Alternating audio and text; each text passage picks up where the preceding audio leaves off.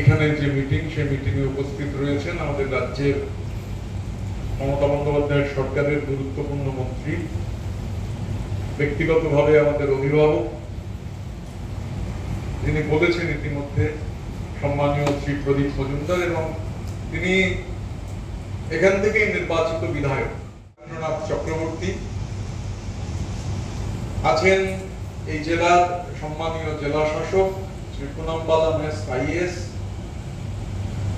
Asansol Durgapur police কমিশনারেটের commissioner of police city Shri Sunil Kumar Chowdhury IPS, ADD এর chairman Shri Kabi Dutta আমাদের সঙ্গে রয়েছেন, ডিএমসির বোর্ড অফ অ্যাডমিনিস্ট্রেটরের চেয়ারপারসন শ্রীমতী অনিন্দিতা মুখার্জি আছেন, সিভিল এবং পুলিশ অ্যাডমিনিস্ট্রেশনের অনেকেই এখানে উপস্থিত রয়েছেন, এবং আর আপনারা যারা বিভিন্ন শিল্পের প্রতিনিধিত্ব করছেন, সংবাদ মাধ্যমের বন্ধুরা আছেন,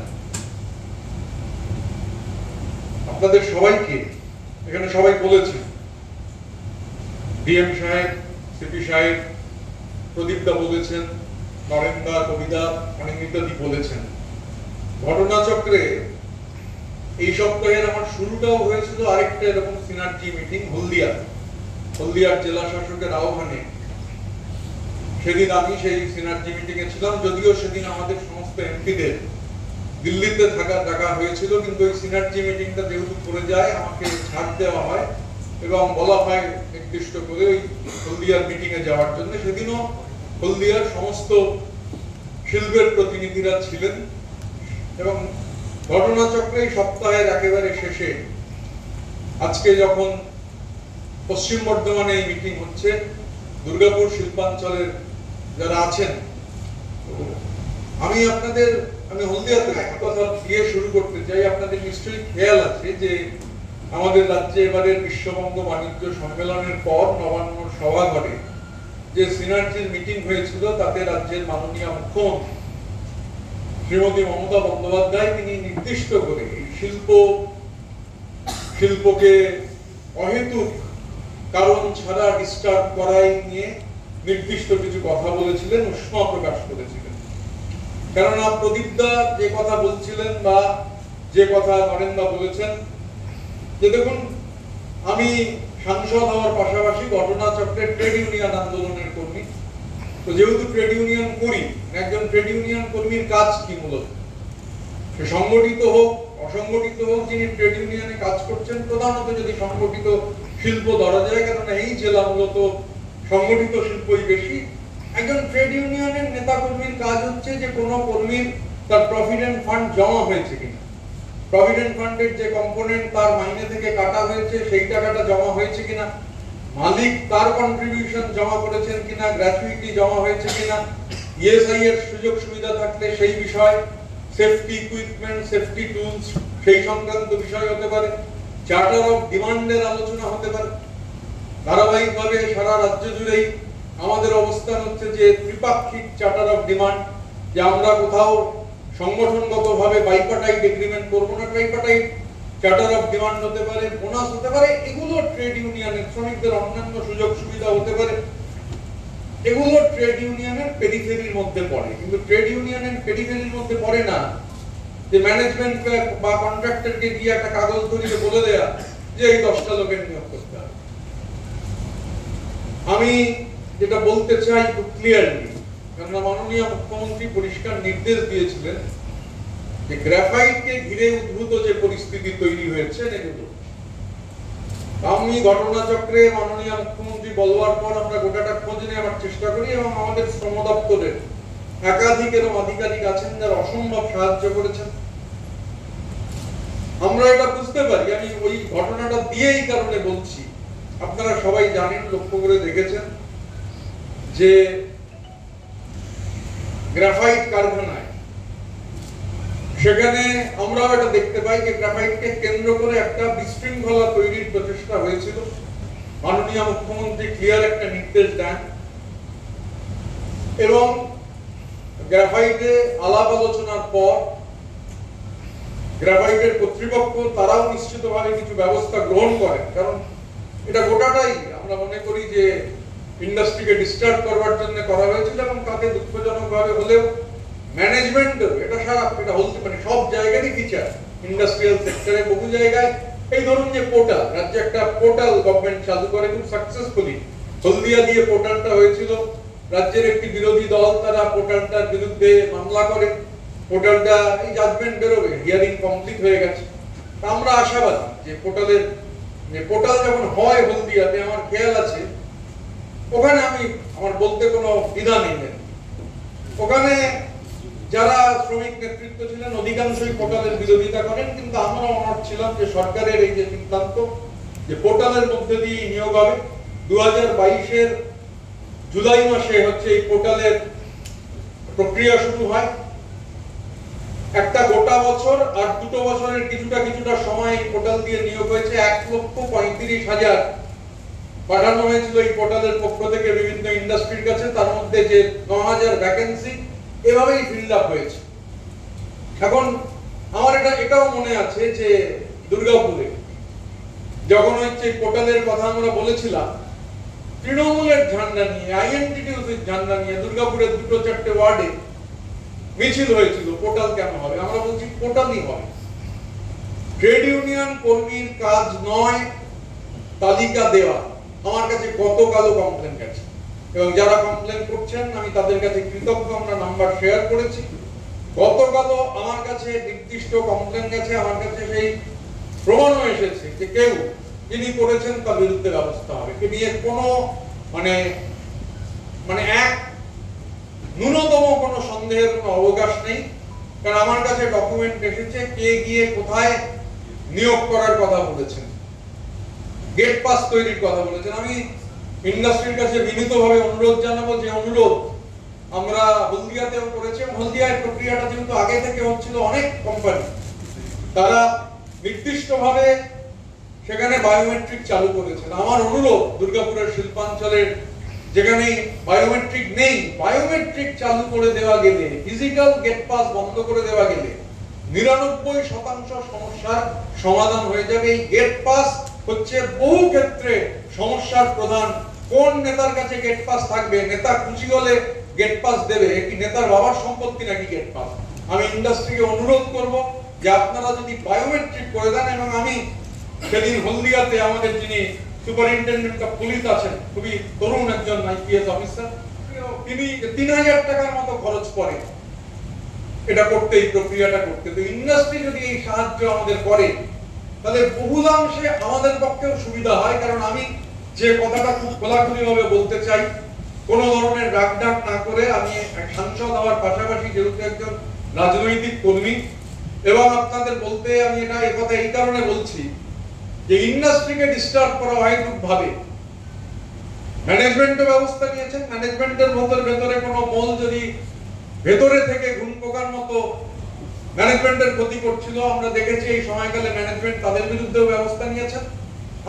আমি একটা উদাহরণ দেবো, আমি কোম্পানির নাম করছি না, যদিও এটা দুর্গাপুর শিল্পাঞ্চলের নয়। 2022 সালে জুলাই মাস থেকে হলদিয়া শিল্পাঞ্চলে একটা মডেল তৈরি করা হয় যে চার্টার অফ ডিমান্ড 2জন 3জন 4জন সই করবেন না, চার্টার অফ ডিমান্ড শ্রমিকরাই করবেন। এবং আমরা হলদিয়াতে এই মডেলটা ফলো করি। শ্রম দপ্তর কারখানায় গিয়ে হচ্ছে একটা লটারি করে, শ্রমিকরা একটা বাক্স রাখা থাকতো, বন্ধ বাক্স, একদিন ধরে নাম জমা দেওয়া যেত। তারপর ওখানকার ডিএলসির নেতৃত্বে, তিনি এখানেও কাজ করে গেছেন, খুবই সাকসেসফুল একজন লেবার অফিসার সুদীপ্ত বাবু, সেই সুদীপ্ত বাবুর নেতৃত্বে ওটা খোলা হতো সবার সামনে, এবং লটারিটা কারখানার শ্রমিকরা এসে করতেন। 2022 থেকে 2000 এই এখন আমরা যখন মিটিং করছি, 44টা সিওডি রাজ্যের শ্রম দপ্তরের অন্তর্ভুক্ত 44টা সিওডি হয়েছে। 42টা সিওডি হলদিয়াতেই হয়েছে। 2টো সিওডি করতে হয়েছিল রাজ্যের শ্রমমন্ত্রীর ঘরে বসে, শ্রমমন্ত্রীর দপ্তরে তার উপস্থিতিতে। তার কারণ আমাদের কেউ অনৈতিক দাবি করছিলেন, মানে যার কোনো বাস্তবের সঙ্গে মিল নেই, এরকম দাবি করে ওখানে ক্লিঞ্চ করা যায়নি। তারপর কলকাতাতে যখন মিটিং হয়, একদম নির্দিষ্ট করে, তিনি আমাদের সংগঠনের সেখানকার সর্বোচ্চ নেতা ছিলেন, তিনি এরকম অনৈতিক দাবি করছিলেন। তাকে জিজ্ঞাসা করা হয় যে এই যে বৃদ্ধি আপনি দাবি করছেন, কোম্পানি এই টাকা অবধি এগ্রি করেছে, শ্রমিকরা এগ্রি, শুধু আপনার ডিস্টারবেন্সের জন্য এটা আটকে যাচ্ছে। আপনি এই যে দাবি করেছেন, দাবির ব্যাখ্যাটা আপনি এখানে দিন সবার সামনে। তো তিনি বলেন যে আমার মনে হয়েছে। এখন আমার মনে হয়েছে বলে ট্রেড ইউনিয়নে কোনো কথা হয় না। মানে যিনি এই কথা বলেন তিনি ট্রেড ইউনিয়নের ট্রেডও বোঝেন না, ইউনিয়নও বোঝেন না, দুটোর কোনোটার সঙ্গেই তার কোনো সম্পর্ক নেই। বলছেন আমার মনে হয়েছে তাই এই বৃদ্ধি দিতে হবে।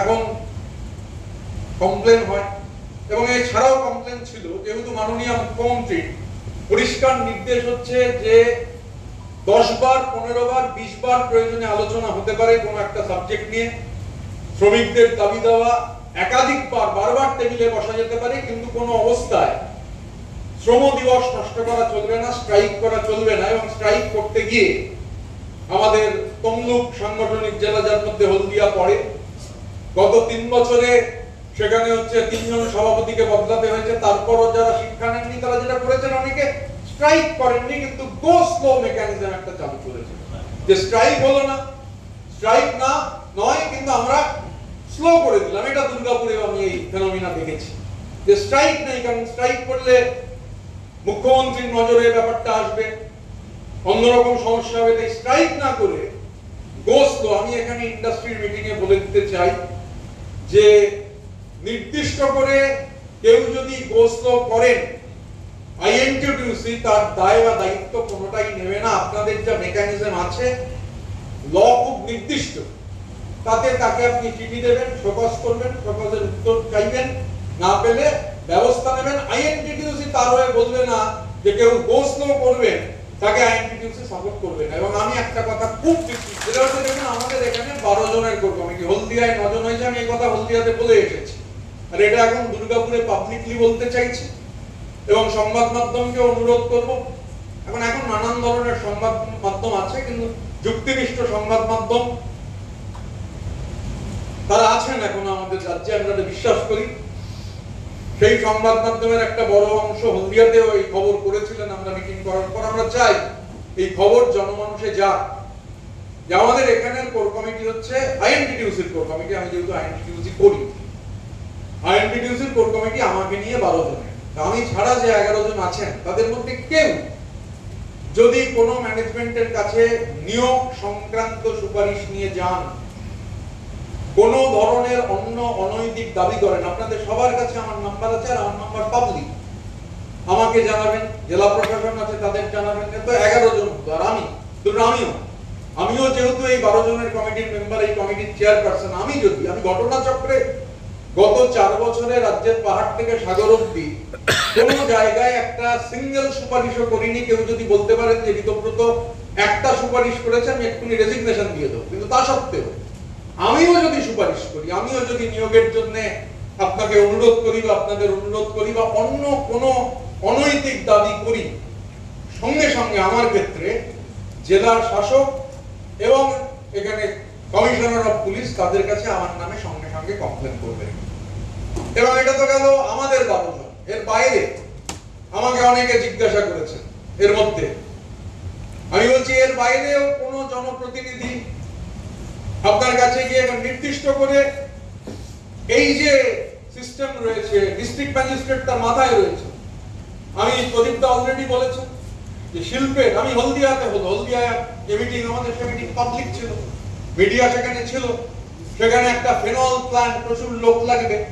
আমরা সেখানে অনুরোধ করেছি যে আপনারা আমাদের শ্রম দপ্তরের কাছে যথেষ্ট ডেটা রয়েছে, যথেষ্ট নাম রয়েছে, এমপ্লয়মেন্ট ব্যাংক রয়েছে, জব ফেয়ার হয় জেলাগুলোতে, জেলা শাসকের কাছে নাম রয়েছে, সিভিল অ্যাডমিনিস্ট্রেশন, পুলিশ অ্যাডমিনিস্ট্রেশন, সেখান থেকে নাম নিয়ে ইন্টারভিউ করুন।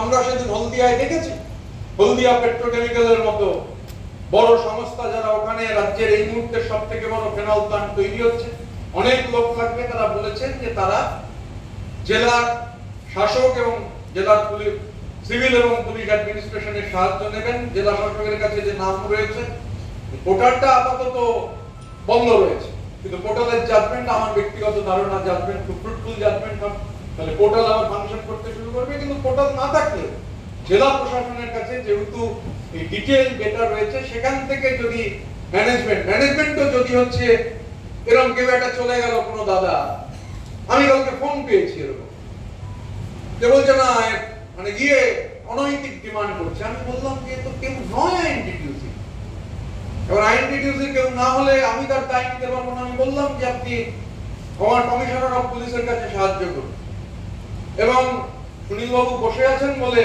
নয়, সুনীলবাবু সম্পর্কে আমাদের দেশের সংবাদ মাধ্যম একটা কথা বলে, নো ননসেন্স আইপিএস অফিসার। দেখালো এবার কি সার্চ দিলে দেখতে পাবেন ওনার সম্পর্কে রিপোর্ট। দেশের প্রথম শ্রেণীর সংবাদপত্র সুনীল চৌধুরী সম্পর্কে সেই সংবাদপত্রের হেডিং এর শুরুটা হচ্ছে নো ননসেন্স আইপিএস অফিসার। এবং আমরা ওনার কাছে কৃতজ্ঞ, উনি যেভাবে মাননীয় মুখ্যমন্ত্রী যখন গ্রাফাইট চালু করবার জন্য, মানে গ্রাফাইটে যেন কোনো ডিস্টারবেন্স না হয়, গ্রাফাইটকে ডিস্টার্ব করবার জন্য ধারাবাহিক প্রয়াস হয়েছে। অন্য আরো কারখানা আছে, আমি নাম করছি না, আমি দেখতে পাচ্ছি সেই ম্যানেজমেন্টের হায়ার লেভেলের মানুষজন রয়েছেন যে ম্যানেজমেন্টকে ডিস্টার্ব করা হচ্ছে। আমরা বলছি আবার স্পেসিফিক্যালি এখানে সিভিল এবং পুলিশ অ্যাডমিনিস্ট্রেশন রয়েছেন, মাননীয় মন্ত্রী বসে রয়েছেন, মাননীয় বিধায়ক রয়েছেন, এডিডি এর চেয়ারম্যান, ডিএমসির চেয়ারম্যান রয়েছেন।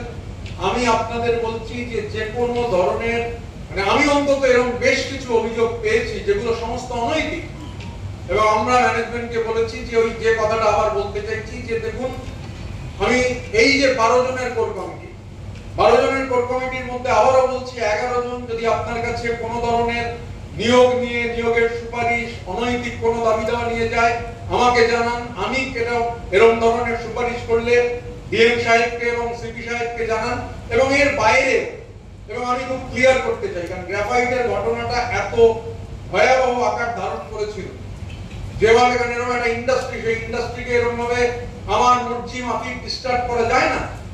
আমি এই কথা এই কারণে এখানে বলছি যে একটা মিটিং থেকে বলতে শোনা গিয়েছিল নিয়োগ হচ্ছে, আমরা তো জানি না। আমি তখন ওখানে উপস্থিত থেকে বলেছিলাম যে আপনার তো জানার কথা নয়, আমার তো জানার কথা নয়, কি নিয়োগ হবে কি নিয়োগ হবে না এটা ট্রেড ইউনিয়নের এখতিয়ারের মধ্যেই পড়ে না। তো লিমিট ক্রস করবেন না, লিমিট ক্রস করলে তার কিন্তু খেসারত দিতে হবে, তখন হচ্ছে কান্নাকাটি করবেন না। আর আমার এটাও একটু জানিয়ে দেওয়া দরকার আপনাদের, কারণ এই সংক্রান্ত বহু ফোন যেহেতু এসেছে। আমি দেখুন এই কোর কমিটির নাম ক্লিয়ার, আপনারা দেখেছেন কাদের নাম আছে। কোর কমিটির কেউ যদি হচ্ছে দেখা যায় যে অনৈতিক কাজে যুক্ত, নিষেধ করা সত্ত্বেও কোনো অনৈতিক কাজ করেছেন, ব্যবস্থা হবে। এবং আমাকে 5-6 জন ইন্ডাস্ট্রিয়াল হাউস যেহেতু স্পেসিফিক্যালি জিজ্ঞাসা করেছিলেন, আমি এটা একটু বলে দিতে চাই। দেখুন কোর কমিটির বাইরে এই মুহূর্তে আমরা তো ঘোষণা করিনি, কারণ এখানে এই কোর কমিটিটাই হচ্ছে মূল কমিটি। এর বাইরে থাকা কেউ আইএনটিটিউসির সঙ্গে যুক্ত নন এই মুহূর্তে। ঘোষণা যখন হবে হবে। এবং স্পেসিফিক্যালি আমার এটাও বলে দেওয়া দরকার, অনেকে যেহেতু আমায় জিজ্ঞাসা করেছেন যে না আমি এটা বলে দিচ্ছি, এখানে সবাই যেহেতু আছেন, পঙ্কজ রায় সরকারের সঙ্গে আইএনটিটিউসির কোনো সম্পর্ক নেই।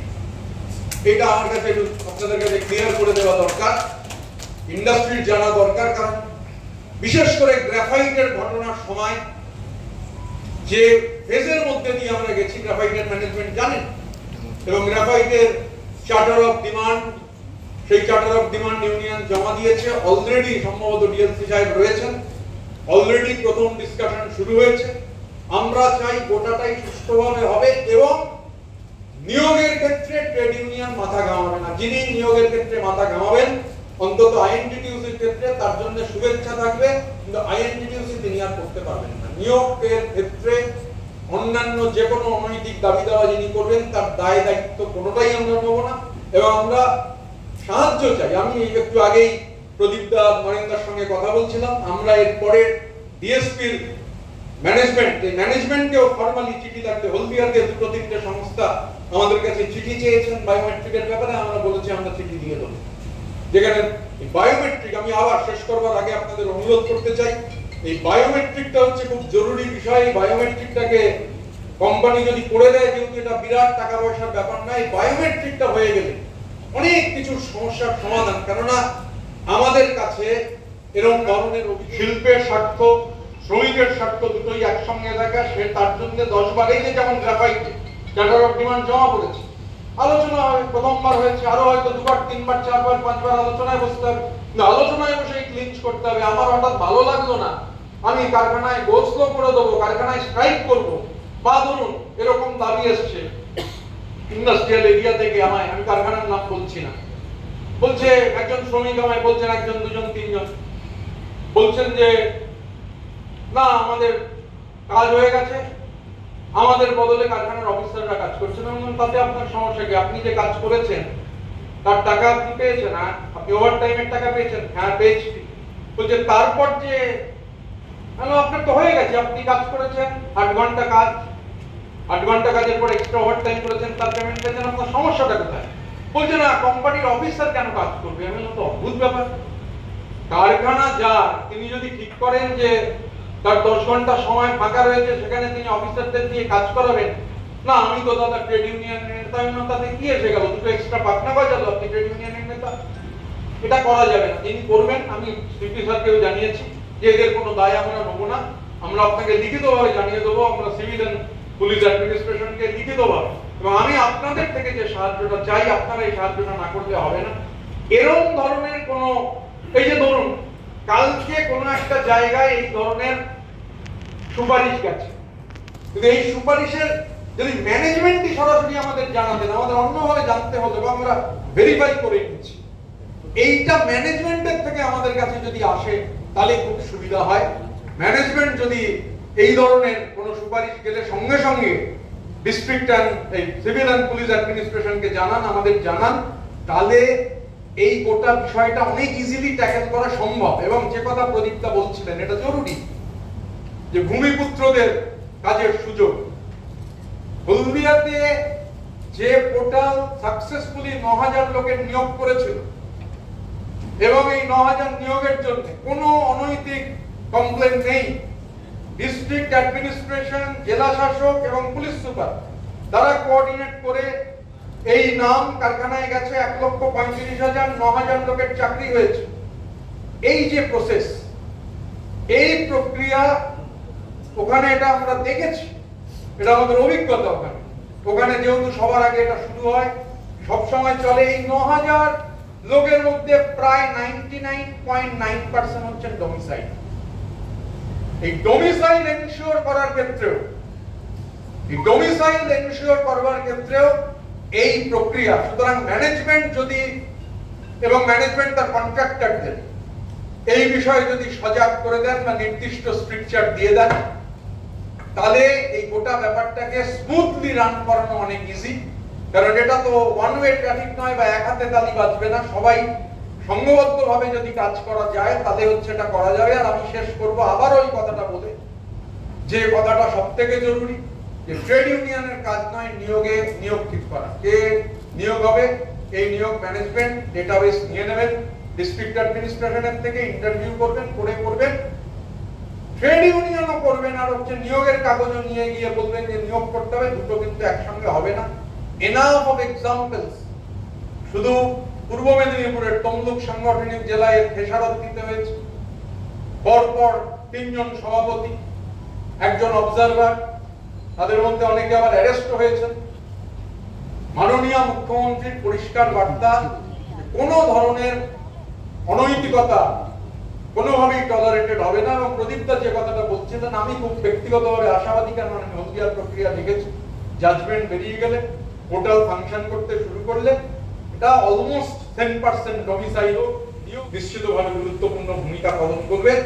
আপনারা সবাই দীর্ঘক্ষণ ধরে ধৈর্যের সঙ্গে আমার কথা শুনেছেন, সেই জন্য আপনাদের অসংখ্য ধন্যবাদ।